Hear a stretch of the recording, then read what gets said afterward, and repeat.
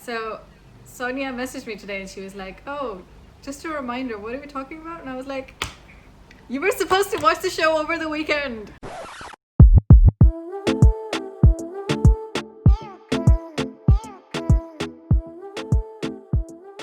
And she's like, "No, I watched it. I was just making sure." I was like, "Oh God, thank God." I watched it in like two sittings. So like episodes whatever to whatever, and then you took a break, and then okay. Yeah. I was couldn't really stop. bored at the beginning of lockdown. Fair enough. I just watched it all in one go. I think I watched it. Wow. So I think I watched like the first 4 episodes in one day, and then the next 4 or 6 or whatever they are in the next day. Because I just wanted to really finish it. For me, I think. So the first 2 episodes, I was like, okay, this is good, but hopefully there will be something more. So I just kept waiting for that something more to come. Mm-hmm. And then they had that little episode where it was like someone else's point of view. And I was like, oh, things are about to change. And then I kept watching, and then nothing really happened, if you know what I mean. Yeah. I think my expectations were too high, maybe. I think because it was one of the few featuring a South Asian family, that expectations were really high because it's like, oh, this is it, this is the one, this is our chance, this is us. Yeah. But I don't know if I'd mentioned this earlier, but like, there's no one way to represent South Asians in one show. Like, we are so diverse. We're Exactly. so different across like all the different countries for a start, and then wherever you actually grow up around the world is such a different experience. Yeah, and even within different countries, you have different religions and different communities and different experiences. So I think the actors actually tweeted that this is just one experience for one girl, and it doesn't necessarily have to encompass everyone's experiences. No. But at the same time, I felt like, because, like you said, because it was the first time that a South Asian actually had center stage, there was all these different people expecting to see themselves in it, and maybe it lacked a little bit here and there.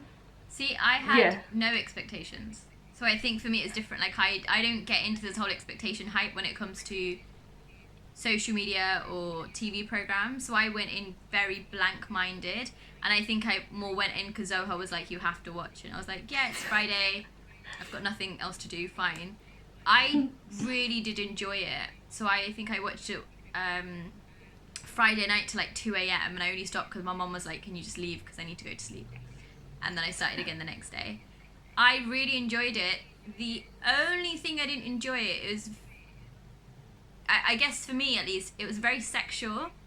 And I remember being that age, I did not have a sexual worry in the world. Mine started with, am I even going to be allowed out? Or like, can I even go to that party? Or, you know, if I decided to like leave home, my mom would have showed up with like a chappal to be like, what are you doing? Or, you know, we've already spoken about my mum quite a lot, you know, she has her moments. But she would have showed up with a rolling pin or being like, you know what, you want to leave, you get out, you stay, you don't come back, that kind of vibe. So I think for me, it was missing the seasoning of like the strictness, which is seasoning of strictness. is a, don't know, I just wanted to make it really vibey actually. I don't know why I said seasoning of strictest, but I'm going to go with it. But yeah, just for me, it was like, I just don't think it was strict enough, because we as South Asians talk about having strict upbringing and family and la la la la la, regardless if it's America or the UK or like Pakistan and India. I just wanted it to be a slightly more stricter. The strictest, not the strictest part, but the one part that really resonated was when they were doing the little like TikTok dance in the red dresses. That part didn't resonate, but the fact that she then had a t-shirt and underneath, I was like, yeah, that would have completely been my parents, because they would have been like, wow, your shoulders out and your knees out, you can't have both, and your chest, go wear something. So I really liked that bit. And there was a weird obsession over like really good white people, which is kind of true and at the same time isn't very true. I liked that element. I'm not sure if I loved it, but I liked it, that obsession over like really cute white guys, because I do think there's or at least a lot of South Asians that I grew up with did have a thing for like white people. It's the unattainable. I'm not That, for her. and it's like, She kissed twice. So I think as well because, well, like growing up in Britain and stuff as well, it's like what you're exposed to. Every TV show you watch, the hunk is predominantly white. Yeah. Go on. No, I think it did really well in terms of like showing what your teenage years are like. So you know they covered like the social awkwardness and friendships and boys and as a South Asian young woman, like the otherness that she feels, but also they had an added layer of the trauma and grief of losing her dad, which they did really well. But I couldn't help noticing constantly and also being annoyed at the fact that every single love interest was white. I mean, Yeah. arguably Paxton, the main guy, is like half Japanese, but if they didn't give him the name Yoshida and he didn't speak that one sentence in Japanese, he was just a white guy, you know? But Ben was the same. Yeah, sorry, go on. saying that, her cousin Kamala, her two love interests were not white. Yes, but so I did think of that. I was like, yeah, but Kamala's both the guys weren't white, but at the same time they both sort of provided comedic relief. Neither of them were shown to the audience as like, oh my god, so hot, I need him. Whereas all the other ones, including Eve, who was the love interest for Fabiola, was also white.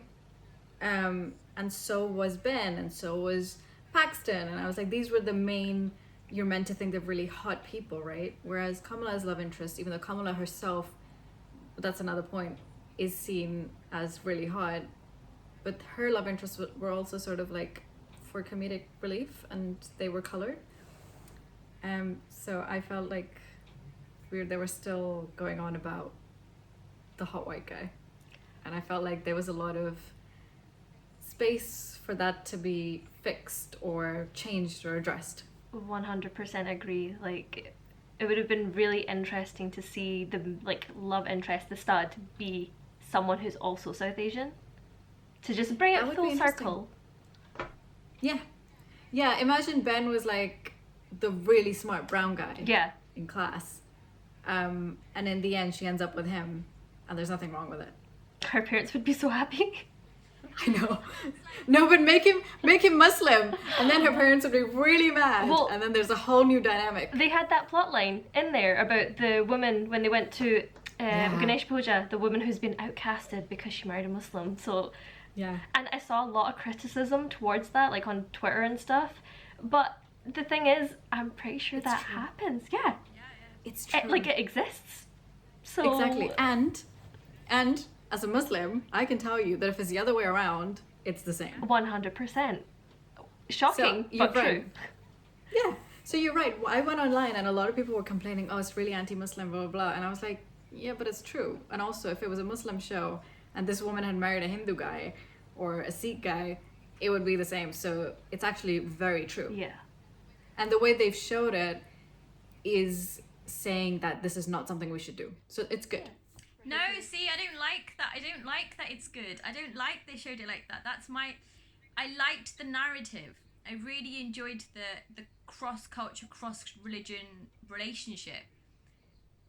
But living that day in, day out, that's not how it goes. So I didn't like the fact that it was like, the lady in purple was like, don't disrespect your parents. If I had to go back, I would have gone for the arranged marriage. No, you wouldn't have. You wouldn't have, because you've got kids out of it, you've got life out of it. That was your decision. Like, I don't think that was true in that respect. So I would have liked someone who is in that kind of relationship herself. I would have liked that narrative to play out a little bit more, to be like, well, why, or what do you do, or, you know, I would have liked the lady to be like, the one in purple in the sari, to be like, that was my decision, that was my choice. You know, imagine what life could have been like if I picked what my parents wanted, or if I went for the arranged marriage, it would have been different. But I stick by what I'm saying. Whereas she was like, oh, I got a divorce, now I'm divorced, I wish I listened to them. No, you don't wish you listened to them. I don't know anyone who's picked that decision who's like, oh, I wish I listened to them then, because your life would have turned out differently. So I can't. So for me, that really annoyed me because I was like, we have to talk more about interfaith marriages and how they work and what the need is for it. So for me, it was like, you know, episode 2 was like, have I never had sex? Cool. Have I never fell in love with someone who's not the same religion, and what do I do? That's the episode I'm looking for, because that's the one that we now need in the reality, in the cultures that we're in, I think. I actually forgot that. You just reminded me that in the end she says that. I forgot that part. And now remembering that, I agree with you. Yeah. There's definitely a narrative that needs to be explored, given that like kind of population of people is very big. And Yeah. it's often alluded to, I feel like, across film and television. And I often see castings as well for mixed race people, but you never actually see their like home dynamics or family dynamics displayed within the media. Yeah, unless it's like it's like definitely about the parents and their struggle, and it's a very different depressing story that you see as a movie. That's a completely separate one. But as a normal family dynamic, you really don't see it, you're right. Or it's just a checkbox. Yeah, exactly. When I said that I like the way they presented it, I meant that when they show her, the light that they show her in is that she's right and everyone else around her is being ridiculous by ostracizing her, which was fine. But then you're right, they went a step ahead and she basically said that she wasn't happy with her decision ultimately, and that's something that should not have been. I mean, there was room for opportunity there. For sure. But I do like that it showed that this does happen. Yeah. And that realism of that, and how the wider community end up treating you, because that's such a stigma.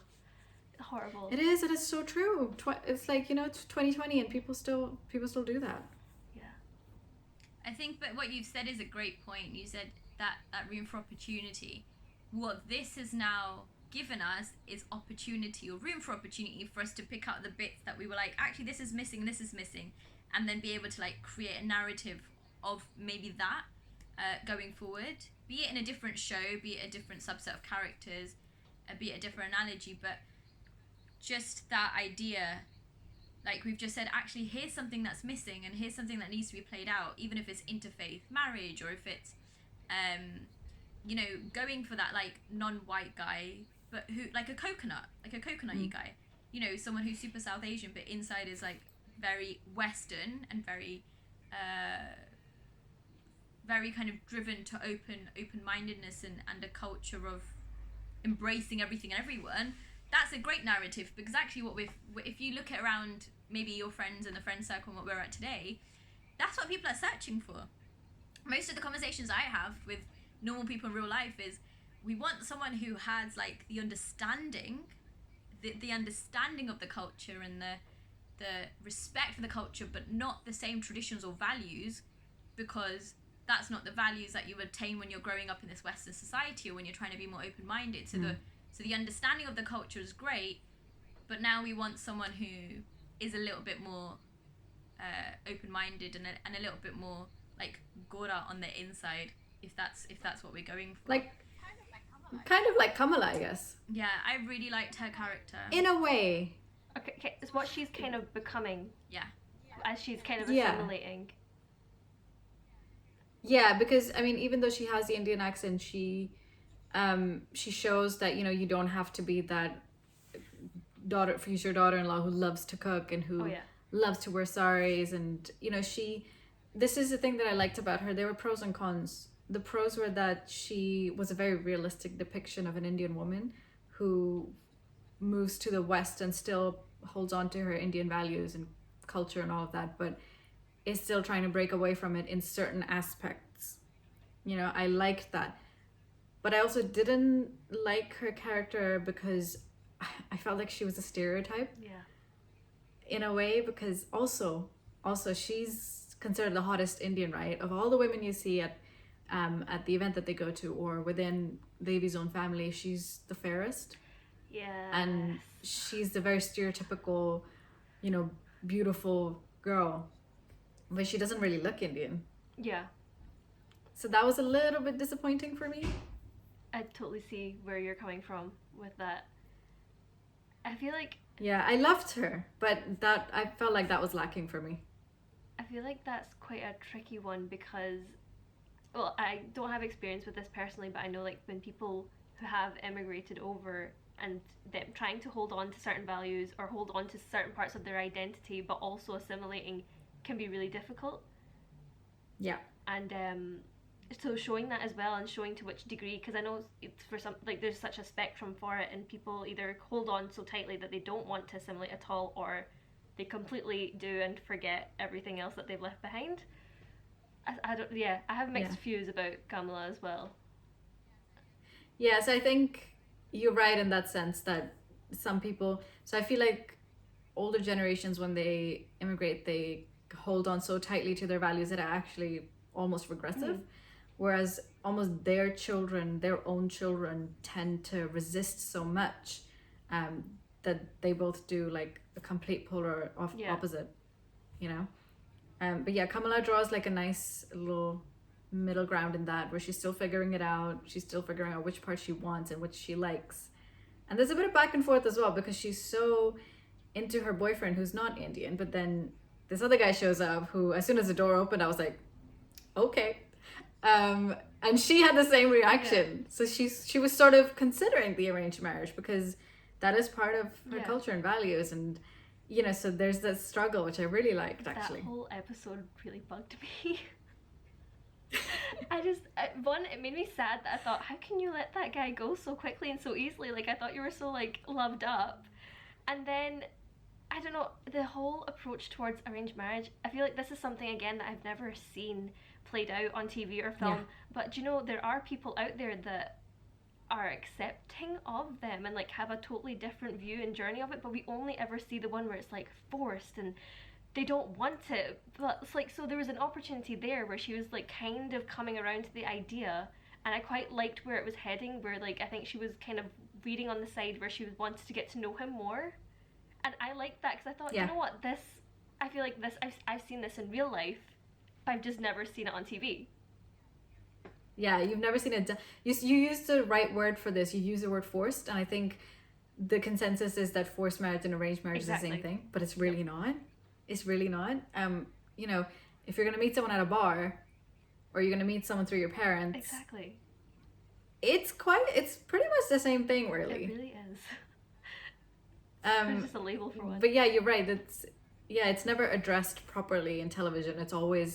You always see forced marriage, and it's always called arranged marriage, so that there's a lot of room for improvement there. And I like that they headed into that direction, and actually seeing it on TV like that almost speaks its truth. Yeah.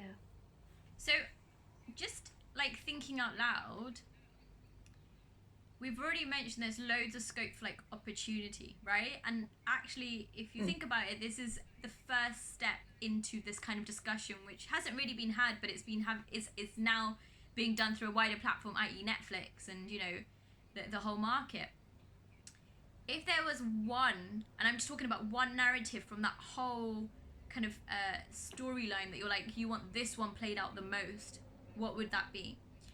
Because now listening, we've picked out like so many things that we're like, there's an opportunity for this, an opportunity for that, an opportunity for this. We did, but there's a lot. So I guess for mine, it would be this like whole inter-religion marriage, because that isn't played out, and that really annoys me that it's not played out, because I'm living proof of that, like in every capacity. And when I was younger, I used to get bullied. I mean, I used to get bullied for quite a lot of things, right? But this I used to get bullied for. So I actually had a friend. I've had a few friends now who've actually genuinely stopped talking to me because they're like, we're a bit older now, so we don't really understand how your parents can be different religion. We're not going to be your friends anymore.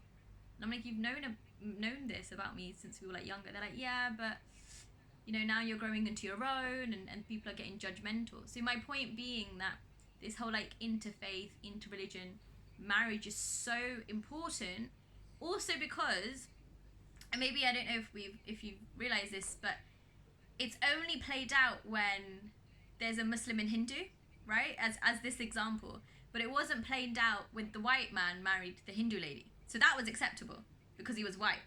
Yeah. Right? But Yeah, he that's clearly true. wasn't Hindu. So it's only a narrative that plays out when it's like two really when it's the same what am I trying to say, sorry, when it's the same like ethnicity or the same group of people but different religions. But if you are a brown woman, I marry a white guy, it's completely fine because you're not South Asian to begin with, so there's no like conflict there.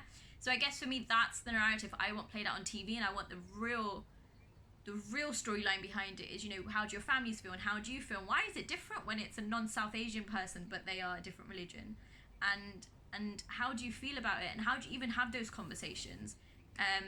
Bringing someone to the table who is not the same religion you is really difficult. And then forget that, the raising your kids is super difficult. Like, I'm living proof of someone who comes from two different religions, and you know, but I'm extremely respectful compared to people that I've been around, and yet I'm not accepted because I'm not either or. So yeah, I guess that was really long-winded, but that would be the narrative that I really want to see played out on TV, but properly done, or at least attempted.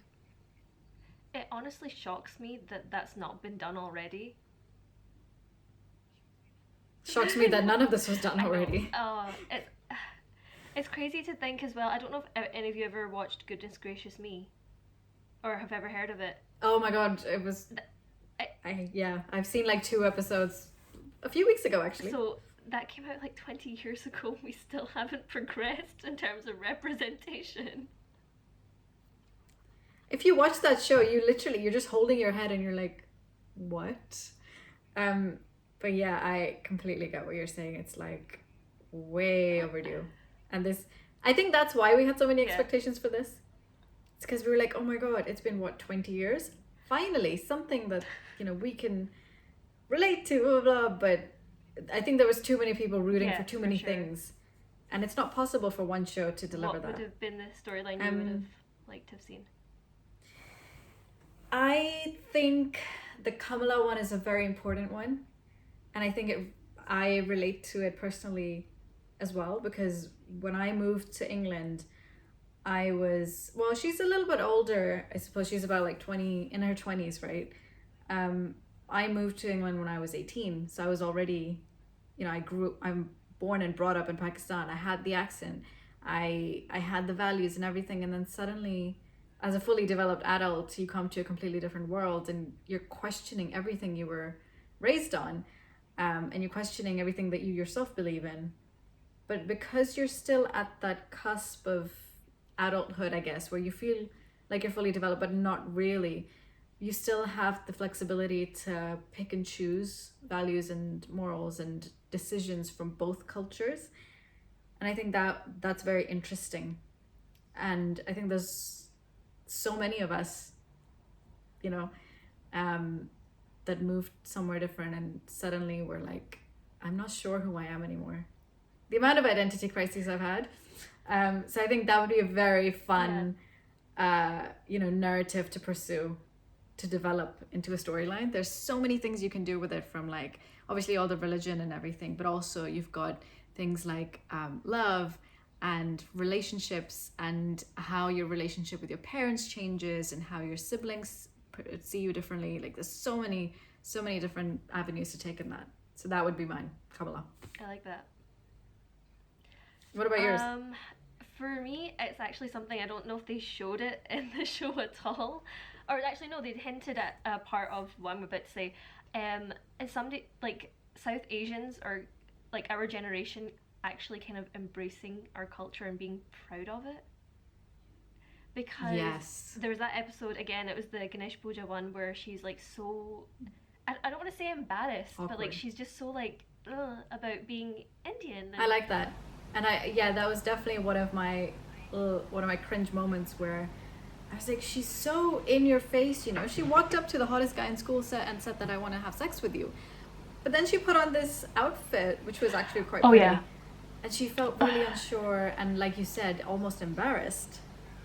And like she went up to the other guy at Ganesh Puja, and he was more accepting of it, and she found that really strange, and she was like, oh yeah, this stuff that we do, and he was like, yeah, I like it, and he'd accepted it and he thought he was cool with it, but she still found that strange.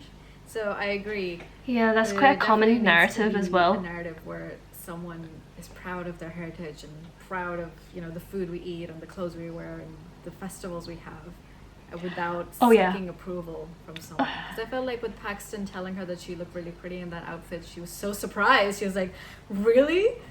Whereas she should have had the confidence to be like, I look hot as fuck, you know? Because going back to episode 1 where he's like, oh my god, you're so pretty, you look like Priyanka Chopra, playing out as her fantasy, and now she should have been like, yeah, that's what I look like and I look amazing and I don't need you to tell me that. There was one other thing that I wanted to touch on. I don't know if you guys felt this, but I felt this, maybe because of the proximity to the topic, but I feel like they somehow used disability in a weird way. Like, there was 2 moments where I was a bit like, this is not okay. The first one was when Devi like miraculously gets out of her wheelchair by just seeing a cute guy. I found that a little bit insensitive. And then using Paxton's sister, the only purpose she served was to make him look like a nice guy. I found that really disappointing because, so my brother is deaf, and I think that there's just so much more opportunity to be able to expand on the normality of life as someone who lives a little differently. And I was a bit disappointed with that aspect. Not even disappointed, I was a bit shocked, to be honest, and I was like, this is I agree not with right. you 100%, and I feel like this is another opportunity again where it's like you can show people that have, you know, disabilities, learning difficulties, without that being central to their character. And same again goes for people of a different race and South Asians. Like, that doesn't have to be central to their character. They can be human in every shape or form, without, like, that just kind of is an added extra. I don't know, like, I hope that doesn't come across badly, but like, no, I get 100% what you're saying. And I don't know if you get that, but as an actor, I get really frustrated because I feel like the only reason I get called into a room to audition is because the character is brown. And I'm like, I'm an actor. I can play anyone. It's so funny having that conversation though with people who are not like an ethnic minority, and how many of them are like, oh, I didn't even realize that was a thing. But like, genuinely, the majority of casting calls that I either receive are they're looking for someone of an ethnic minority. I'm rarely ever given one where the ethnicity is not specified. Even though I can fully well put myself forward for that, it's just not connected. 100%. Yeah, for some reason it's like the neutral or the norm is non-ethnic. And you're right, people don't realize it unless they're in that box. We're like, oh. But there are a lot of briefings that come and they're like, oh, any ethnicity may apply. But when I look at those, I'm like, well, that's not fair, because at the end of the day, you will probably find someone who's non-ethnic to be the neutral ground that you're looking for. And so it will eventually go to them anyway. So I find that unfair. But I suppose that's a different conversation. There's so much I can say about that. The last thing I wanted to say about it is I did really enjoy it, but I feel like my disappointment came from the whole thing still revolving around boys and wanting to be popular, and I feel like Mindy Kaling herself was living vicariously through this character in the 80s. And you know, when all the coming of age movies that you see, like Mean Girls and Clueless and 10 Things I Hate About You, and all of those, they're all about like sex and boys and I want to be popular, but all the popular kids are white and sexy. And if you look at coming of age movies now, they're a lot more conscious because our youth is a lot more conscious now. So I mean, off the top of my head, I can think of like Booksmart or Lady Bird, Love, Simon. What was the other one that I watched that I really enjoyed as well? Cock Blockers. Okay. You know, I mean, they're funny movies, but they tackle things tastefully and they're quite good. And like shows nowadays like Sex Education and Stranger Things, you know, they don't all revolve around popularity and sex and bullying and all of that. And I think that although they took the, you know, the TikToks and the the confidence with sex and everything, but everything else was still like 20 years That's behind. why I didn't love it. Okay. That it doesn't relate to You me think as a so? as a teenager. My teenage years and even my grown-up years are not around sex and boys. Like, honestly, don't care. I want to build a business. I want to study hard. She's the only child. I wanted to know more about being an only child, the dynamic that you are when you're an older sister, the role model part that Camilla now has to play, that she is being a role model for her cousin who's younger and she has to do really well in school and she wants to study hard and she wants to build a business and she wants to do something on her own. Because I guess I was never like boy hungry when I was younger. I don't think anyone is that boy hungry. No, but I wasn't even like into it. Like it wasn't a narrative even in my head. I was like, right, I just need to. My biggest worry in life was like, am I gonna ace these grades? Am I gonna get this exam? Am I gonna get into the university? Am I gonna be able to do what I want to do? And that cultural that fighting my culture when I was younger was me striving to go to uni and to build a business and to be an entrepreneur. That was not doing it via a boy. And I think the narrative here got a little bit lost. So I respect what they're trying to do, and of course I'm not by any means a film producer or a director or an actress by any means. So as an observer, I enjoyed the narrative they tried to produce, and I liked the storyline that they've tried to put out in the ecosystem. But for me, as an entrepreneur, as a brown girl, a brown woman in business, there's not a lot of me already around. So I want to see another, like, business woman. I wanted to see her mom say to Camilla, do you know what, Camilla, I hold my own. I'm a dermatologist. You want to do a PhD, you're a biologist. Do you know what? I don't think you should get married. I think you're working really hard. I think you should work for at least 4 years in America and do your own, and then you should think about marriage. That's what I wanted the mom to say.